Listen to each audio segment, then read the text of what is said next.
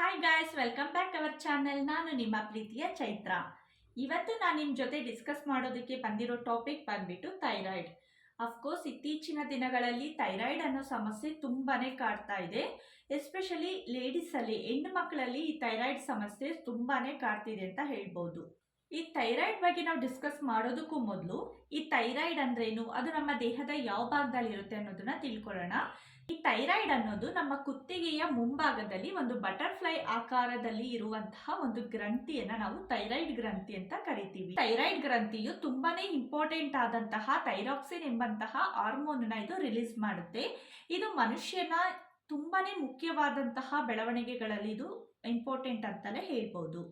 ನಾವು types of thyroid ನ ನೋಡೋದಾದ್ರೆ 3 ರೀತಿ ಇದೆ: ಹೈಪೋಥೈರಾಯ್ಡಿಸಮ್, ಹೈಪರ್ಥೈರಾಯ್ಡಿಸಮ್ ಅಂಡ್ ಗಾಯ್ಟರ್. ಈ ಥೈರಾಯ್ಡ್ ಗ್ರಂಥಿಯು ತುಂಬಾನೇ ಕಡಿಮೆ ಪ್ರಮಾಣದಲ್ಲಿ ತನ್ನ ಹಾರ್ಮೋನ್ ನ ರಿಲೀಸ್ ಮಾಡಿದಾಗ ಅದನ್ನ ನಾವು ಹೈಪೋಥೈರಾಯ್ಡಿಸಮ್ ಅಂತ ಕರಿತೀವಿ. ಅದೇ ಥೈರಾಕ್ಸಿನ್ ಹಾರ್ಮೋನ್ ಅತಿ ಹೆಚ್ಚು ಪ್ರಮಾಣದಲ್ಲಿ ರಿಲೀಸ್ ಆದ್ರೆ, ಅತಿ ಹೆಚ್ಚು ಪ್ರಮಾಣದಲ್ಲಿ ಉತ್ಪತ್ತಿಯಾದ್ರೆ ಅದನ್ನ ಹೈಪರ್ಥೈರಾಯ್ಡಿಸಮ್ ಅಂತ ಕರಿತೀವಿ. ಕೆಲವರ ಗಂಟಲಿನ ಭಾಗದಲ್ಲಿ, ಕುತ್ತಿಗೆ ಭಾಗದಲ್ಲಿ ದಪ್ಪದಾಗಿ ಊದ್ಕೊಂಡಿರುತ್ತೆ, ಅದನ್ನ ನಾವು ಗಾಯ್ಟರ್ ಅಂತ ಡಿಸ್ಕ್ರೈಬ್ ಮಾಡ್ತೀವಿ. ಥೈರಾಯ್ಡ್ ಸಮಸ್ಯೆ ನಮಗಿದ್ಯಾ ಇಲ್ವಾ ಅನ್ನೋದನ್ನ ನಾವು ಯಾವ ರೀತಿ ಕಂಡುಕೊಳ್ಳೋದು ಅಂದ್ರೆ, ಫಸ್ಟ್ ಒನ್ ಮೇನ್ ಬಂದ್ಬಿಟ್ಟು ಮೆಡಿಕಲ್ ಟೆಸ್ಟ್. ಅಂದ್ರೆ ನಮಗೆ ಬ್ಲಡ್ ಟೆಸ್ಟ್ ನ ಮಾಡಿ ನಮಗೆ ಥೈರಾಯ್ಡ್ ಸಮಸ್ಯೆ ಇದೆಯಾ ಇಲ್ವಾ, ಹೈಪರ್ ಇದೆಯಾ ಅಥವಾ ಹೈಪೋ ಇದೆಯಾ ಅಥವಾ ಹೈಪರ್ ಇದೆಯಾ ಅನ್ನೋದನ್ನ ನಾವು ಗೆಸ್ ಮಾಡ್ಬೋದು. ಅದೇ ನಾವು ಮನೆಯಲ್ಲಿ ಫಸ್ಟ್ ಸ್ಟೇಜ್ ಅಲ್ಲಿ ನಾವು ಯಾವ್ಯಾವ ಸಿಂಟಮ್ಸ್ಗಳನ್ನ ನಾವು ಫೈಂಡ್ ಔಟ್ ಮಾಡಬಹುದು ಅಂತ ನೋಡೋದಾದ್ರೆ, ಫಸ್ಟ್ ಒನ್ ಹೈಪೋಥೈರಾಯ್ಡಿಸಮ್ ನಲ್ಲಿ ನಾವು ಯಾವ್ಯಾವೆಲ್ಲ ಸಿಂಟಮ್ಸ್ ನ ಫೈಂಡ್ ಔಟ್ ಮಾಡಬಹುದು ಅಂತ ನೋಡೋಣ. ಕೆಲವರು ಇದ್ಕಿದ್ದಾಗೆ ವಿತೌಟ್ ಎನಿ ರೀಸನ್ ಸಡನ್ ಆಗಿ ಆಲ್ ಆಫ್ ಸಡನ್ ತುಂಬಾನೇ ದಪ್ಪ ಆಗ್ಬಿಡ್ತಾರೆ. ಅವ್ರು ಇಲ್ಲಾಂದ್ರೆ ಮುಖ ಎಲ್ಲ ತುಂಬಾ ಕೆನ್ನೆ ಎಲ್ಲ ದಪ್ಪ ದಪ್ಪ ಊದ್ಕೊಂಡಿರುತ್ತೆ, ಇಲ್ಲ ತುಂಬಾ ಸುಸ್ತಾಗ್ತಾ ಇರ್ತಾರೆ. ಸ್ವಲ್ಪ ದೂರ ನಡೆದ್ರು ಕೂಡ ಅಥವಾ ಸ್ವಲ್ಪ ಸಣ್ಣ ಪುಟ್ಟ ಕೆಲಸಗಳು ಮಾಡಿದ್ರು ಕೂಡ ತುಂಬಾನೇ ಟಯರ್ಡ್ ಆಗ್ತಾ ಇರ್ತಾರೆ. ಕೂದಲು ಆಲ್ ಆಫ್ ಸಡನ್ ಉದ್ರೋದಕ್ಕೆ ಸ್ಟಾರ್ಟ್ ಆಗುತ್ತೆ. ಇನ್ನು ಕೆಲವರಲ್ಲಿ ಮರವಿನ ಸಮಸ್ಯೆ ಸ್ಟಾರ್ಟ್ ಆಗುತ್ತೆ. ಅಂದ್ರೆ ಒಂದು ವಸ್ತುನ ಇಟ್ಟಿರ್ತಾರೆ, ಎಲ್ಲಿ ಇಟ್ಟಿರ್ತೀವಿ, ಯಾವಾಗ ಇಟ್ಟಿದೀವಿ ಅನ್ನೋದು ಕೂಡ ನೆನಪಿರೋದಿಲ್ಲ, ಸಡನ್ ಆಗಿ ಮರ್ತೋಗೋದು. ಇನ್ನು ಸಿಂಟಮ್ಸ್ ನೋಡೋದಾದ್ರೆ, ಕೆಲವರಲ್ಲಿ ಸ್ಕಿನ್ ತುಂಬಾನೇ ಥಿಕ್ನೆಸ್ ಅನ್ಸುತ್ತೆ, ತುಂಬಾ ಟೈಟ್ ಆಗಿ ಹಿಡಿಯೋ ತರ ಆಗ್ತಿರುತ್ತೆ, ತುಂಬಾ ಡ್ರೈ ಅಂತ ಅನಿಸ್ತಾ ಇರುತ್ತೆ. ಇನ್ನು ಲೇಡೀಸ್ ಅಲ್ಲಿ ಮೆನ್ಸ್ಟ್ರುಯಲ್ ಸೈಕಲ್ ಇರೆಗ್ಯುಲರ್ ಆಗ್ಬಿಡುತ್ತೆ, ಅವ್ರ ಪೀರಿಯಡ್ ಎಲ್ಲ ಮಿಸ್ ಆಗ್ತಾ ಇರುತ್ತೆ. ಮಂತ್ಲಿ ಆಗ್ತಿರೋರು 2 months ಆಫ್ಟರ್, 3 months, ಕೆಲವರು 6 months ಆದ್ರೂ ಪೀರಿಯಡ್ ಆಗೋಲ್ಲ. ಈ ರೀತಿಯಾದಂತಹ ಸಮಸ್ಯೆಗಳು ಕೂಡ ಕಾಡುತ್ತೆ. ಇನ್ನು ಕೆಲವರು ಡಿಪ್ರೆಷನ್ ಅಲ್ಲಿ ಇರ್ತಾರೆ, ಯಾವಾಗ್ಲೂ ಮೂಡ್ ಆಫ್ ಆಗಿರುತ್ತೆ, ಯಾವ್ದ್ರಲ್ಲೂ ಆಸಕ್ತಿ ಇರಲ್ಲ, ಇಂಟ್ರೆಸ್ಟ್ ಇರಲ್ಲ, ಯಾವಾಗಲೂ ಒಂಥರ ಡಿಪ್ರೆಷನ್ ಅಲ್ಲಿ ಏನೋ ಯೋಚನೆ ಮಾಡ್ಕೊಂಡು ಕೂತಿರ್ತಾರೆ. ಅವ್ರಿಗೆ ಏನು ಯೋಚನೆಗಳು ಇಲ್ಲ ಅಂದ್ರೂ ಕೂಡ ಅವರ ಬಾಡಿಯಲ್ಲಿ ಆಗುವಂತಹ ಹಾರ್ಮೋನ್ ಚೇಂಜಸ್ ಇಂದ ಅವ್ರು ಯಾವಾಗಲೂ ಒಂಥರ ಡಿಪ್ರೆಷನ್ ಮೂಡಲ್ಲೇ ಇರ್ತಾರೆ. ಈ ರೀತಿಯಾಗಿ ಕೆಲವೊಂದು ಸಿಂಟಮ್ಸ್ಗಳನ್ನ ನಾವು ಮನೆಯಲ್ಲೇ ತುಂಬಾನೇ ಪ್ರೀವಿಯಸ್ ಆಗಿ ನಾವು ಇವನ್ನ ಫೈಂಡ್ ಔಟ್ ಮಾಡ್ಬೋದು. ಈ ರೀತಿಯಾದಂತಹ ಸಿಂಟಮ್ಸ್ ನಿಮಗೆ ಅನಿಸ್ತಿದೆ ಅಂದ್ರೆ ನೀವೊಂದು ಗೆಸ್ ಮಾಡ್ಬೋದು, ನನಗೆ ಥೈರಾಯ್ಡ್ ಸಮಸ್ಯೆ ಸ್ಟಾರ್ಟ್ ಆಗ್ತಾ ಇರ್ಬೋದು ಅಂತ. ಆವಾಗ ನೀವು ಡಾಕ್ಟರ್ನ ಭೇಟಿ ಮಾಡಿ ಅದಕ್ಕೆ ಬೇಕಾದಂತಹ ಟ್ರೀಟ್ಮೆಂಟ್ ನ ತಗೊಳ್ಳೋದು ತುಂಬಾನೇ ಇಂಪಾರ್ಟೆಂಟ್ ಆಗಿರುತ್ತೆ.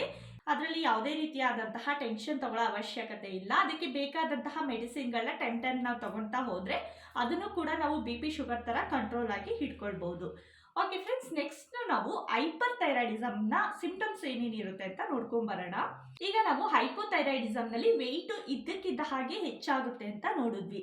ಆದ್ರೆ ಹೈಪರ್ಥೈರಾಯ್ಡಿಸಮ್ ಅಲ್ಲಿ ಇದ್ದಕ್ಕಿದ್ದ ಹಾಗೆ ಅವರು ತುಂಬಾನೇ ಸಣ್ಣ ಆಗ್ತಾ ಇರ್ತಾರೆ. ಆಲ್ ಆಫ್ ಸಡನ್ ಏನೂ ರೀಸನ್ ಇರಲ್ಲ, ಊಟ ಬಿಟ್ಟಿರಲ್ಲ, ಅಥವಾ ತುಂಬಾ ಸ್ಟ್ರಿಕ್ಟ್ ಡಯಟ್ ಅಂತ ಆಗಲಿ, ಎಕ್ಸರ್ಸೈಸ್ ಅಂತ ಆಗಲಿ ಏನೂ ಮಾಡ್ತಾ ಇರಲ್ಲ, ಚೆನ್ನಾಗಿ ಊಟ ತಿಂಡಿ ಮಾಡ್ಕೊಂಡಿರ್ತೀರಾ, ಆದ್ರೂ ಇದ್ದಕ್ಕಿದ್ದಾಗೆ ವೆಯ್ಟ್ ಲಾಸ್ ಆಗ್ತಾ ಇರುತ್ತೆ.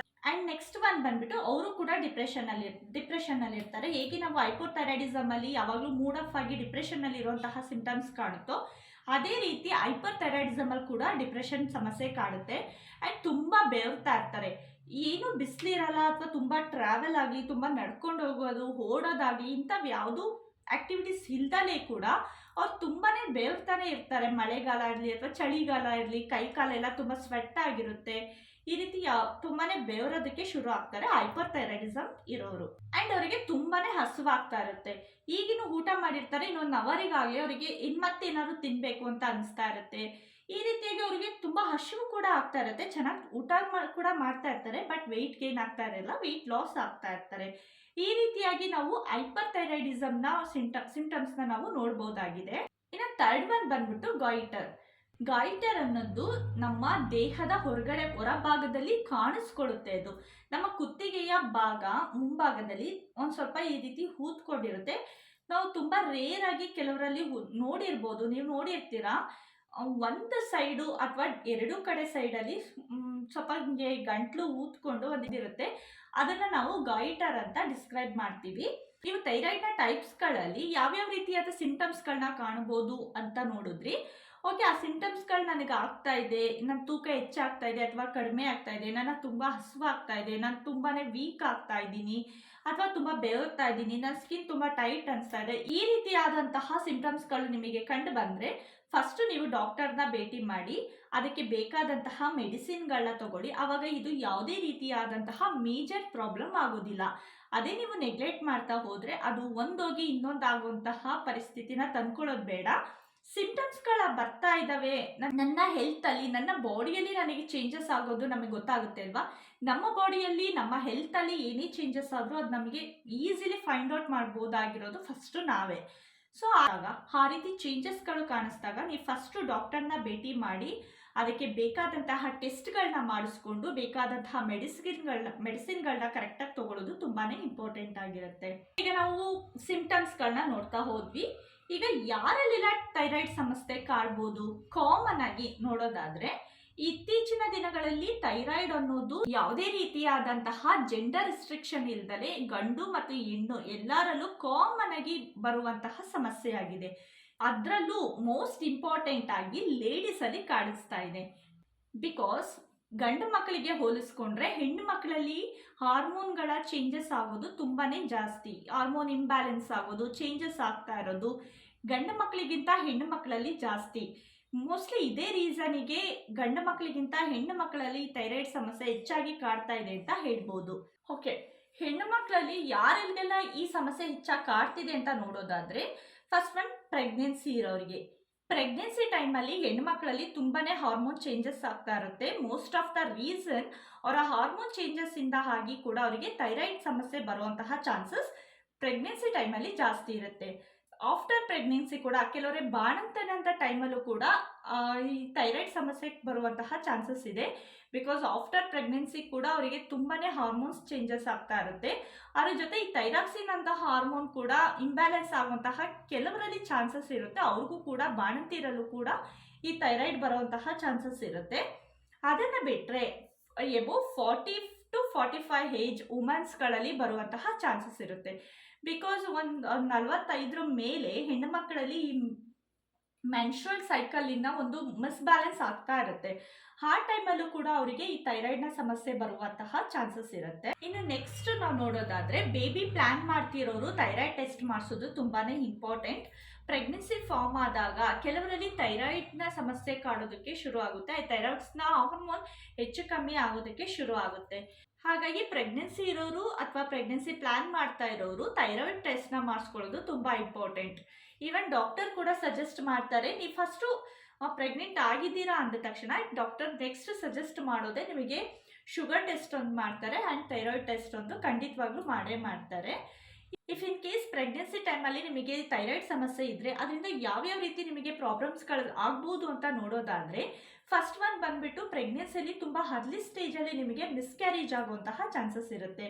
ಕೆಲವರಿಗೆ ಯಾವುದೇ ರೀತಿಯಾದಂತಹ ಟ್ರಾವೆಲಿಂಗ್ ಮಾಡಿರೋದಿಲ್ಲ, ಯಾವುದೇ ರೀತಿಯಾದಂತಹ ಒತ್ತಡಗಳಿಲ್ಲದೆ, ಯಾವುದೇ ರೀತಿಯಾದಂತಹ ಫಿಸಿಕಲಿ ರೀಸನ್ಸ್ ಇಲ್ಲದೆ ನಿಮಗೆ ಮಿಸ್ಕ್ಯಾರೇಜ್ ಆಗಿರುತ್ತೆ. ಟ್ರಾವೆಲ್ ಮಾಡಿಲ್ಲ, ಏನು ಅದು ಇದು ಅಂತ ಏನು ತಿಂದಿಲ್ಲ, ಆದರೂ ಯಾಕೆ ಮಿಸ್ಕ್ಯಾರೇಜ್ ಆಯಿತು ಅಂತ ಅದರಲ್ಲಿ most of the reason thyroid ಸಮಸ್ಯೆ ಕೂಡ ಆಗಿರುತ್ತೆ. ನೆಕ್ಸ್ಟ್ ಒನ್ ಬಂದ್ಬಿಟ್ಟು ಬೇಬಿ ವೇಟ್ ತುಂಬಾ ಕಡಿಮೆ ಇರುತ್ತೆ.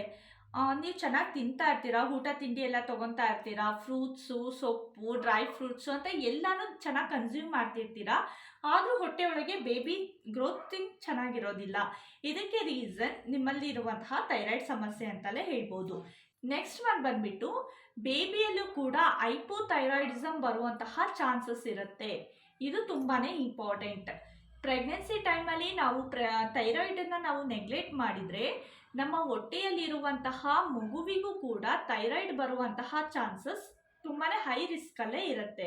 ಸೊ ಸೇಫರ್ ಸೈಡ್ ನಾವು ಪ್ರೆಗ್ನೆನ್ಸಿ ಪ್ಲ್ಯಾನ್ ಮಾಡ್ತಿರುವಾಗ ಅಥವಾ ಪ್ರೆಗ್ನೆಂಟ್ ಆಗಿದ್ದೀವಿ ಅಂತ ಕನ್ಫರ್ಮ್ ಆದಮೇಲೆ ನಾವು ಒಂದು ಥೈರಾಯ್ಡ್ನ ಟೆಸ್ಟ್ನ ಮಾಡಿಸ್ಕೊಂಡು ಅದಕ್ಕೆ ಬೇಕಾದಂತಹ ಮೆಡಿಸಿನ್ಗಳನ್ನ ನಾವು ತಗೊಳ್ಳೋದು ತುಂಬಾ ಇಂಪಾರ್ಟೆಂಟ್ ಆಗಿರುತ್ತೆ. ಓಕೆ, ಈಗ ನನಗೆ ಥೈರಾಯ್ಡ್ ಬಂತು. ಸೊ ಹೇಗಿರೋದು, ಏನು ತಿನ್ನಬೇಕು, ಏನು ತಿನ್ನಬಾರ್ದು, ನಾನು ಹೇಗೆ ಯಾವ ರೀತಿ ಮೆಡಿಸಿನ್ ತೊಗೋಬೇಕು, ಯಾವ ರೀತಿ ಪ್ರಿಕಾಷನ್ಸ್ ತೊಗೋಬೇಕು ಅಂತ ತುಂಬಾ ತಲೆ ಕೆಡಿಸ್ಕೊಳ್ಳೋದಕ್ಕೆ ಹೋಗಬೇಡಿ. ಬಿಕಾಸ್ ಥೈರಾಯ್ಡ್ ಅನ್ನೋದು ತುಂಬಾ ಮೇಜರ್ ಪ್ರಾಬ್ಲಮ್ಮು ಕೂಡ ಏನಲ್ಲ. ಇತ್ತೀಚಿನ ದಿನಗಳಲ್ಲಿ ನಾನು ಆಗಲೇ ಹೇಳಿದಾಗೆ ಬಿ ಪಿ, ಶುಗರ್ ಅನ್ನೋದ್ರ ಜೊತೆ ನಮ್ಮ ಲೈಫ್ ಯಾವ ರೀತಿ ಟ್ರಾವೆಲಿಂಗಲ್ಲಿದೆಯೋ ಅದೇ ರೀತಿ ನಮ್ಮ ಥೈರಾಯ್ಡ್ ಸಮಸ್ಯೆ ಕೂಡ ಅದೇ ರೀತಿ ನಮ್ಮ ಲೈಫ್ ಲಾಂಗ್ ನಮ್ಮ ಜೊತೆ ಇರುವಂತಹ ಒಂದು ಸ್ಟೇಜ್ ಅಂತಲೇ ಹೇಳ್ಬೋದು. ಅದನ್ನು ತಿನ್ನಬಾರ್ದು, ಇದನ್ನು ತಿನ್ನಬಾರ್ದು, ತುಂಬ ಅವಾಯ್ಡ್ ಮಾಡಬೇಕು ಅನ್ನೋಂತಹ ಯಾವುದೇ ಡಯಟ್ ಪ್ಲ್ಯಾನ್ ಇದರಲ್ಲಿ ಇಲ್ಲ. ನೀವು ಏನನ್ನೇ ತಿಂದರೂ, ಯಾವುದೇ ತರಕಾರಿಗಳನ್ನ ತಗೊಂಡ್ರು ತುಂಬ ಚೆನ್ನಾಗಿ ಬಾಯ್ಲ್ಡ್ ಆಗಿರೋಂತಹ ಆಹಾರ ಕ್ರಮಗಳನ್ನ ನೀವು ರೂಢಿಸ್ಕೊಳ್ಳೋದು ತುಂಬಾ ಇಂಪಾರ್ಟೆಂಟ್. ರಾ ಐಟಮ್ಸ್ಗಳನ್ನ ಕನ್ಸ್ಯೂಮ್ ಮಾಡೋದನ್ನ ಅವಾಯ್ಡ್ ಮಾಡಿ ಬಾಯ್ಲ್ಡ್ ಆಗಿರುವಂತಹ ಆಹಾರ ಪದ್ಧತಿಗಳನ್ನ ನಮ್ಮ ಜೀವನದಲ್ಲಿ ರೂಢಿಸ್ಕೊಳ್ಳೋದು ತುಂಬಾನೇ ಇಂಪಾರ್ಟೆಂಟ್. ಇನ್ನು ಅವಾಯ್ಡ್ ಮಾಡಲೇಬೇಕಾದಂತಹ ಕೆಲವೊಂದು ಐಟಮ್ಸ್ಗಳನ್ನ ನೋಡೋದಾದ್ರೆ ಹೂಕೋಸು ಆಗಿರ್ಬೋದು, ಕ್ಯಾಬೇಜ್ ಆಗಿರ್ಬೋದು, ನವಿಲುಕೋಸು ಆಗಿರ್ಬೋದು, ಈ ರೀತಿ ಕೋಸುಗಳ ಕ್ಯಾಟಗರಿಗೆ ಬರುವಂತಹ ಕೆಲವೊಂದು ಐಟಮ್ಸ್ಗಳನ್ನ ನಾವು ಅವಾಯ್ಡ್ ಮಾಡೋದು ತುಂಬಾನೇ ಒಳ್ಳೇದು. ಬಿಟ್ಟೇ ಬಿಡಬೇಕು ಅಂತ ಅಲ್ಲ, ಅದನ್ನ ತಗೊಳ್ಳೋದ್ರಲ್ಲಿ ನಾವು ಸ್ವಲ್ಪ ಲಿಮಿಟ್ ಮಾಡಬೇಕು. ಆ ಲಿಮಿಟೇಷನ್ನ ನಾವು ಬಾಯ್ಲ್ಡ್ ಆಗಿ ನಾವು ತಗೋಬೇಕು. ರಾ ಐಟಮ್ಸ್ ಯಾವುದು ತಗೋಬಾರ್ದು, ಬಾಯ್ಲ್ಡ್ ಆಗಿರೋಂತಹ ಐಟಮ್ಸ್ನ ನಾವು ತಗೋಬೇಕು. ಸೋಯಾ ಐಟಮ್ಸು ಅಂಡ್ ಪೊಟ್ಯಾಟೊ ಐಟಮ್ಸ್ಗಳನ್ನು ಕೂಡ ನಾವು ಕಡಿಮೆ ಮಾಡಬೇಕು. ಇನ್ನು ಕಡಲೆ ಬೀಜ ಇದನ್ನು ಕೂಡ ಸ್ವಲ್ಪ ಪ್ರಮಾಣದಲ್ಲಿ ಅವಾಯ್ಡ್ ಮಾಡೋದು ಒಳ್ಳೆಯದು. ಇನ್ನು ಶುಗರ್, ಸಾಲ್ಟ್, ನಮ್ಮ ಊಟ ಅಥವಾ ನಮ್ಮ ಡಯಟ್ ಪ್ಲಾನ್ ಅಲ್ಲಿ ಶುಗರ್ ಸಾಲ್ಟ್ನ ನಾವು ಆದಷ್ಟು ಪ್ರಮಾಣದಲ್ಲಿ ಕಡಿಮೆ ಮಾಡೋದು ತುಂಬಾನೇ ಇಂಪಾರ್ಟೆಂಟ್. ಶುಗರ್ ಆ್ಯಂಡ್ ಸಾಲ್ಟ್ ಎರಡೂ ಕೂಡ ನಮ್ಮ ಥೈರಾಯ್ಡ್ ಸಮಸ್ಯೆಗೆ ತುಂಬಾನೇ ನೆಗೆಟಿವ್ ಅಂತಲೇ ಹೇಳ್ಬೋದು. ಅವೆರಡನ್ನೂ ಅವಾಯ್ಡ್ ಮಾಡೋದು ತುಂಬಾನೇ ಇಂಪಾರ್ಟೆಂಟ್ ಆಗಿರುತ್ತೆ. ಇನ್ನು ಈ ಥೈರಾಯ್ಡ್ ಸಮಸ್ಯೆ ಇರೋರು ಯಾವೆಲ್ಲ ಐಟಮ್ಸ್ಗಳನ್ನ ನಾವು ಚೆನ್ನಾಗಿ ತಗೋಬಹುದು ಅಂತ ನೋಡೋದಾದ್ರೆ, ಎಳ್ಳು, ಕಪ್ಪೆಳ್ಳಾಗಿರ್ಬೋದು, ಬಿಳಿ ಎಳ್ಳಾಗಿರ್ಬೋದು, ಥೈರಾಯ್ಡ್ ಸಮಸ್ಯೆ ಇರೋರಿಗೆ ಎಳ್ಳು ತುಂಬಾನೇ ಒಳ್ಳೆಯದು ಅಂತ ಹೇಳ್ಬೋದು. ಇನ್ನು ಹಾಲು, ಮೊಸರು, ಈ ಡೈರಿ ಪ್ರಾಡಕ್ಟ್ಸ್ಗಳಿರ್ತಾವಲ್ಲ, ಆ ಮೊಸರು, ಮಜ್ಜಿಗೆ ಈ ಥರದವನ್ನೆಲ್ಲ ತಗೊಳ್ಳೋದು ಕೂಡ ಇಂಪಾರ್ಟೆಂಟ್ ಆಗಿರುತ್ತೆ. ಅದರಲ್ಲೂ ಕೂಡ ತುಂಬಾನೇ ಹೆಲ್ದಿ ಆದಂತಹ ಬ್ಯಾಕ್ಟೀರಿಯಾಸ್ಗಳಿರ್ತವೆ. ಸೊ ಅದು ನಮ್ಮ ಥೈರಾಯ್ಡ್ನ ಆರೋಗ್ಯಕ್ಕೆ ತುಂಬಾನೇ ಇಂಪಾರ್ಟೆಂಟ್ ಆಗಿರುತ್ತೆ.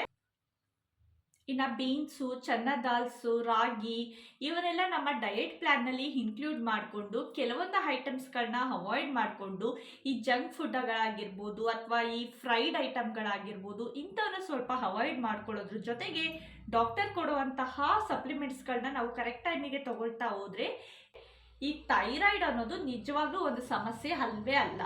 ಅದನ್ನು ನಾವು ಕಂಟ್ರೋಲ್ ಮಾಡ್ಕೋಬೋದು. ಇನ್ನು ಥೈರಾಯ್ಡ್ ಸಮಸ್ಯೆನ ತಮ್ಮ ಜೀವನದಲ್ಲಿ ಒಂದು ಕಾಮನ್ ಆಗಿ ಅಕ್ಸೆಪ್ಟ್ ಮಾಡಿಕೊಂಡು ತುಂಬಾ ಸ್ಮೂತಾಗಿ ಜರ್ನಿ ಮಾಡ್ತಾ ಇರೋರನ್ನು ನಾನು ನೋಡಿದ್ದೀನಿ. ಆ್ಯಂಡ್ ಅದನ್ನು ತುಂಬಾ ಕಾಂಪ್ಲಿಕೇಟ್ ಆಗಿ ತೊಗೊಂಡು ಅಯ್ಯೋ ನನಗೆ ಥೈರಾಯ್ಡ್ ಇದೆ, ಅಯ್ಯೋ ನನಗೆ ಥೈರಾಯ್ಡ್ ಇದೆ, ನಾನು ಅದು ತಿನ್ನಬಾರ್ದು, ಇದು ತಿನ್ನಬಾರ್ದು ಅಥವಾ ಅಂತ ತುಂಬ ತಲೆ ತುಂಬಿಕೊಂಡು ಅದ್ರ ಜೊತೆ ತುಂಬಾ ಕಷ್ಟ ಪಡ್ಕೊಂಡು ಟ್ರಾವೆಲ್ ಮಾಡ್ತಿರೋರನ್ನು ಕೂಡ ನಾನು ನೋಡಿದ್ದೀನಿ. ಸೊ ನಾನು ಏನು ಹೇಳ್ತೀನಿ, ನನ್ನ ಪರ್ಸ್ನಲ್ ಸಜೆಷನ್ ಏನಂದರೆ, ಈಗ ಇತ್ತೀಚಿನ ದಿನಗಳಲ್ಲಿ ಬಿ ಪಿ, ಶುಗರ್ ಕಾಮನ್, ಅದು ಗೊತ್ತೇ ಇದೆ. ಸೊ ನಾವು ಯಾವ ರೀತಿ ಅದನ್ನು ಕಂಟ್ರೋಲ್ ಮಾಡ್ತಾ ಇದ್ದೀವಿ, ಅದಕ್ಕೆ ಬೇಕಾದಂತಹ ಸಪ್ಲಿಮೆಂಟ್ಸ್ಗಳನ್ನ ತಗೋತಾ ಇದ್ದೀವಿ. ಆ್ಯಂಡ್ ಅಫ್ಕೋರ್ಸ್ ಅದರಲ್ಲಿ ಸ್ವಲ್ಪ ಅವುಗಳಿಗೆ ಯಾವುದು ಸ್ವಲ್ಪ ನೆಗೆಟಿವ್ ಅನಿಸುತ್ತೋ ಆ ಫುಡ್ಗಳನ್ನ ಸ್ವಲ್ಪ ಅವಾಯ್ಡ್ ಮಾಡ್ತಾ ಇದ್ದೀವಿ. ಹೆಲ್ದಿ ಡಯೆಟ್ನ ಮೇಂಟೈನ್ ಮಾಡಿಕೊಂಡು ತುಂಬ ಚೆನ್ನಾಗಿ ನಿದ್ದೆ ಮಾಡಿ, ನಿದ್ದೆ ಹಾಳು ಮಾಡ್ಕೋಬೇಡಿ, ಹೆಲ್ದಿ ಲೈಫ್ ಸ್ಟೈಲ್ನ ಫಾಲೋ ಮಾಡಿ. ಈ ರೀತಿ ಮಾಡ್ಕೊತಾ ಹೋದರೆ ನಮಗೆ ಇಫ್ ಇನ್ ಕೇಸ್ ಥೈರಾಯ್ಡ್ ಬಂದರೂ ಕೂಡ ಅದೊಂದು ಸಮಸ್ಯೆ ಅಲ್ವೇ ಅಲ್ಲ. ತುಂಬಾ ಸ್ಮೂತಾಗಿ ನಾವು ಅದ್ರ ಜೊತೆ ಟ್ರಾವೆಲ್ ಮಾಡ್ಬೋದು.